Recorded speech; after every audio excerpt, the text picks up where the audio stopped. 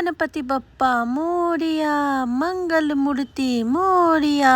হাতে গুনে একটা বছর পর সেই দিনটা তো চলেই এসেছে, যেই দিন গনু দাদা আমাদের সবার বাড়ি ঘুরতে আসছে। আর এক বছর পর স্পেশালি যখন কেউ কারোর বাড়ি ঘুরতে আসে না, তখন তার খাতির আদরটা তো একটু অন্যরকমই হয়। তাই আমি যে কাজটা করতে সব থেকে ভালোবাসি বা ভালো পারিও বলা যেতে পারে, আজ সেই কাজের মাধ্যমে গনু দাদার আরাধনা করা যাক। আমি শুনেছি গনু দাদার বড় বড় কান দিয়ে যাকি গনু দাদা সব কিছু শুনতে পায়। আচ্ছা, গনু দাদা যদি সত্যি সবকিছু শুনতে পায়, তাহলে নিশ্চয়ই আমার এই মনের কথাটাও শুনতে পারবে। যে আমার এই ভিডিও যারা দেখছে, বা হয়তো যারা আমার এই ভিডিও দেখছে না, তাদের সকলের যেন মনের সব বিষ পূরণ হয়ে যায়। সাথে আমাদের দেশে যে অরাজকতা শুরু হয়েছে তা যেন সব শেষ হয়। কারণ আমার মনে হয় এখনের যে বিপদের মুখে আমরা সবাই পড়েছি, সেই বিপদের থেকে একমাত্র গনু দাদাই আমাদের উদ্ধার করতে পারে। আচ্ছা, তোমরা কি জানো আমাদের এই পুচকি গনু দাদা কিন্তু খুবই জ্ঞানী। তাই আমাদের সকলের যেন জ্ঞানের দিক থেকে উন্নতি হয়, সেই ইচ্ছাটাও আমি গনু দাদার কাছে রাখলাম। আর দেখো, কথা বলতে বলতে এই কিউট ছোট্ট গনু দাদার ড্রয়িং কিন্তু আমার হয়েই গেছে। আমার তো এটা একে খুব ভালো লেগেছে। তোমাদের কার কেমন লেগেছে সেটা কিন্তু জানিয়ে যেও।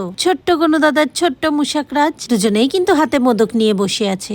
আচ্ছা, তাহলে বলো তো এবার গণেশ পুজো কারা কারা করছো?